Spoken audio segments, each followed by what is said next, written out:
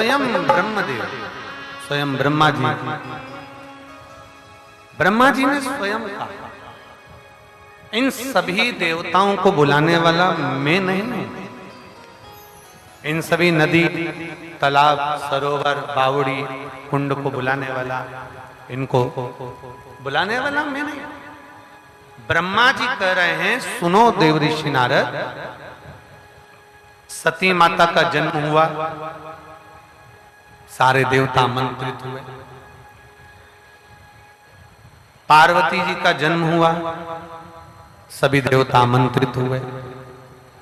सारे तीर्थ आए, नदियां आई, सरोवर आए, बावड़ी आई, सब आए। ब्रह्मा जी कहते हैं, सुनो देव ऋषि नारद, जिस व्यक्ति के घर में, जिस मनुष्य के घर में बेटी का जन्म होता है, देव ऋषि नारद, जिस घर में बेटी जन्म लेती है, बेटी के जन्म लेते ही किसी देवता को आमंत्रित करने की जरूरत नहीं पड़ती, किसी तीर्थ को आमंत्रित करने की जरूरत नहीं पड़ती।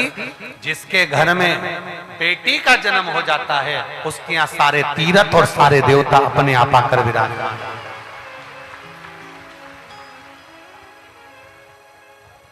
सारे तीर्थ, सारे देवता वहां आकर विराजमान हो जाते हैं। बुलाने की जरूरत नहीं है, उनको आमंत्रित करने की जरूरत नहीं है, स्वयं देवता। और यहां जितने जितने मेरी जीजियां बैठी हैं, जितने मेरे जीजा बैठे हैं, जितने मेरे भाई बहन कथा को श्रवण कर रहे हैं आस्था चैनल के माध्यम से, उनसे कहना चाहूंगा, अपने घर में अगर एक बेटी है तो यह मानकर चलना, सारे तीर्थ और सारे देवता आपके घर में विराजमान हैं, ये निश्चित है।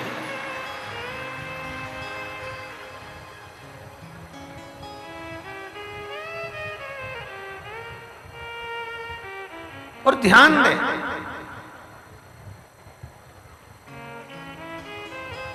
प्रजापति विश्वरूप जी ने अपनी बेटी रिद्धि सिद्धि का विवाह करा था।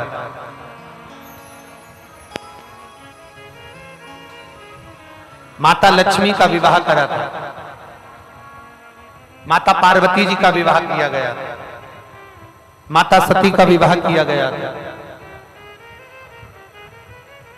बहुत सुंदर प्रसंग में अपने जीवन में उतारिएगा।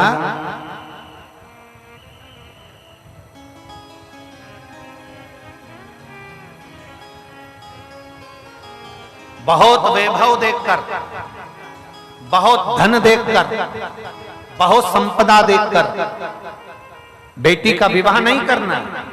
शिव महापुराण की कथा कहती है, बेटी का विवाह ऐसी जगह करना जहां तुम्हारी बेटी का सम्मान हो, आदर हो, सत्कार हो, और तुम्हारी बेटी भले 2 रोटी खाए पर घर में उसकी इज्जत हो और वो सुखी रह सके। बेटी की इज्जत हो, सम्मान हो, आदर हो, सत्कार हो, ऐसी जगह बेटी का विवाह ना करा जाए जहां बेटी दुखी रहे। धन देख लिया, बहुत सारा पंप देख लिया, बहुत सारा बंगला देख लिया, बहुत सारी गाड़ी देख ली, बहुत सारा वैभव देख लिया, और मालूम पड़े बेटी के जीवन में दुख भारी पड़ जाए, क्या मतलब? प्रयास करो बेटी संस्कारवान को दी जाए, बेटी को संस्कारवान को प्रदान किया जाए, ये प्रयास किया। कोई ऐसा नशा करने वाला, जुआ खेलने वाला, कोई व्यसन में डूबने वाला ना हो जिसके साथ में बेटी का विवाह हो जाए और बेटी को जिंदगी भर रोना पड़े।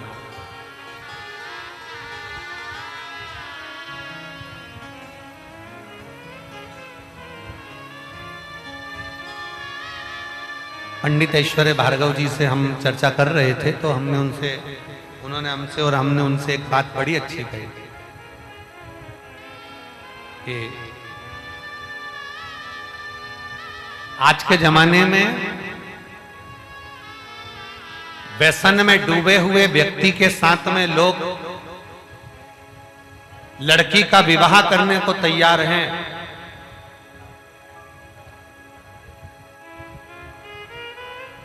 पर कोई व्यसन से हटा हुआ है, पांडित्य कर्म कर रहा है, पूजन कर रहा है, अनुष्ठान कर रहा है, कर्म कांड कर रहा है, व्यसन से दूर है, मदिरा से दूर, मांसाहार से दूर, नशे से दूर, जुए से दूर, गलत संगत से दूर, ऐसे व्यक्ति को आज के जमाने के लोग इतने होशियार हैं कि ऐसे लड़के से लड़की को बिहाने को तैयार नहीं।